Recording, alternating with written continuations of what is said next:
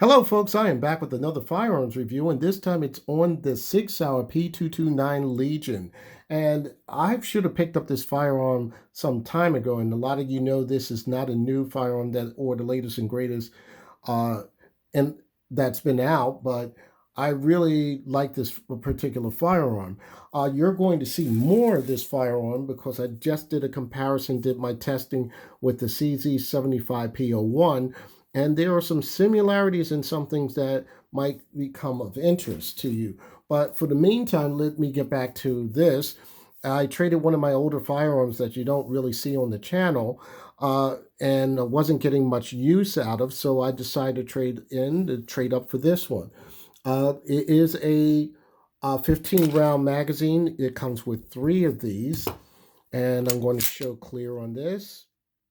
And as you see, it is dirty in the inside because what I normally do is as soon as I shoot these firearms, I try to do a video of them and whatnot. It does have the X-ray sights on here. You have the tritium rear, and then you have the front here that's really, really bright. So this is what SIG does with majority of their Legions or their upper line classics line series of firearms. And uh, just to give you a overall length, it's going to be 7.4 inches with an overall width of 1.5 inches. The height is going to be 5.4 inches. And with that, it's going to give you a sight radius of 5.7 inches. So you get a good view when when you're trying to target down range. The barrel length is going to be 3.9 inches, and it's pretty accurate for that size. The weight is going to be 34.4 ounces, and it has its under the dust cover. It has its proprietary rail here that SIG calls their SIG rail. So it's not a 1913 standardized rail, but this will accept lights or lasers that you would like to attach to it. It is a double action, single action firearm. They have their Gray Guns trigger with the SRT on it. SRT meaning short reset. And this is not the short, what they would call short reach trigger. And that kind of confuse people with that. The short reach trigger is the trigger is a little bit closer for people with smaller fingers. So you have your pull here that is a smooth 10-pound pull from what I got from the SIG site. And as you pull back, or when the firearm cycles back, the hammer is back, and you have your short reset here. And then that's all there is to it. Let you see it again. And that is a very short reset. Very, very short, and it aids with your shooting experience as well as accuracy. Also, it does have a G10 grip. Some of their lines, if you saw my previous video, the P225-A1, it has a similar G10 grip, and it is a very good grip. You can get a very good purchase on this firearm, and there's no hand slippage or anything. And there is front checkering right here, which in conjunction with the grips, you'll be able to have a decent grip and it will be sturdy. Also, the barrel material is made out of carbon steel, and the frame material is going to be alloy around here. It's going to be an alloy, so it does make it a little bit lighter, even though some people might not be happy with the weight of being 34.4 ounces, but it's better than nothing. The slide finish is made of a PVD coating on the outside of the slide. Now, there have been complaints from previous 6 Hour Legion owners about the slide, and They say that the slide either wore off too quickly from holster wear, or maybe it got scratched, maybe, or from some other reason. And this is one of the things that people complain to SIG about. Uh, Personally, I don't worry about it too much, whether I'm going to get this slide wear or anything like that, because I pretty much like to work my firearm. So I'm not going to say it's just a tool, but I will say that it's not going to get me too upset. And as you see on the top here, that Legion logo on the top here.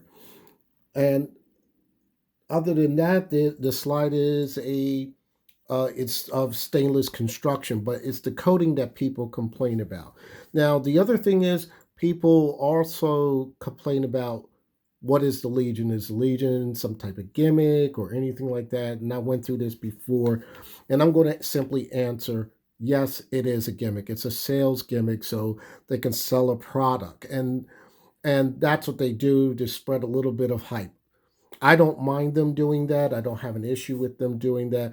They did add some different features that were different from other 6 hour firearms. Like you'll see this undercut here. The undercut is higher, and plus you have some uh, some serrations or gripping underneath the trigger guard. Other things that they've added is the same thing right here. The checkering here and here will aid whether you want to hold your firearm close up under like that, or whether you want to hold it with your fingers up front. Some people do that, some people don't, but it's a nice touch and it's a good thing. The other thing is I have other 6 hours in the P200 line. Particularly, I'm going to go with the TAC Ops, the P226 TAC Ops, because that has a more traditional, what you would say, SIG slide release, and it kind of protrudes a little bit out. So usually people get what they call that SIG slide issue, because what happens is if you're holding this way when the slide is coming back, the problem is they're holding on to it and then the slide doesn't lock back on the last round. So that is a little bit alleviated by this version, because the slide is pretty much pushed small. It's a little bit smaller and you don't have that issue so much. That one issue I do have is sometimes when I try to actuating it from here in this position is fine, but let's say that since the magazine is out, I want to lock the slide, I may somewhat miss that catch. So I may miss the catch because either I assumed I didn't bring the slide back farther enough, or I can't get a grip to push that up. But that's just a minor thing, training thing. That's not going to be a big issue to me. Like I said, the firearm shoots very well. I mean, as it recoils, you don't lose your sight picture too much, as long as you have the proper grip and whatnot. Let me go over some targets, which is what I like to do. I'm just testing out some shot placement. This is somewhere between 7 and 10 yards. So I'm just testing, trying to shoot either a little bit rapid or at a moderate pace. So those came in there. The other target here, I'm trying to move this back. I believe this is roughly about 10 yards.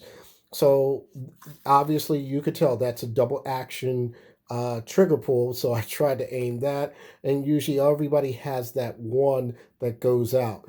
But I have to just practice that a little more so I can keep it in the zone where I want it to be. And a lot of people wonder about whether it malfunctions or anything like that. I had no malfunctions with this firearm. This is about 13 yards because I was trying to figure out whether I wanted to put it at a 6 o'clock hole. And I was using these rounds. These rounds have polymer coated rounds. So these are all shots from that polymer coated projectile round. And I shot a little bit low here. I centered here, shot a little bit off. But the most important thing, a lot of people worry about when you're using different type of rounds, does the firearm function properly, and does it will it malfunction? So with those two different rounds, I had no issues or any problems with that. So like I said, the Legion, to me, forget about the hype. These are it's a firearm that's to be used, and if you're using this firearm as a safe queen because it says Legion on it, you're doing this firearm and yourself a disservice, because these firearms are made to be shot. So this will be in my carry rotation, and it will be, there'll be a lot of rounds in this. And look for that comparison that I'm going to do with that with the P229, and that's all I have for now. So happy shooting, stay safe, hashtag 2A.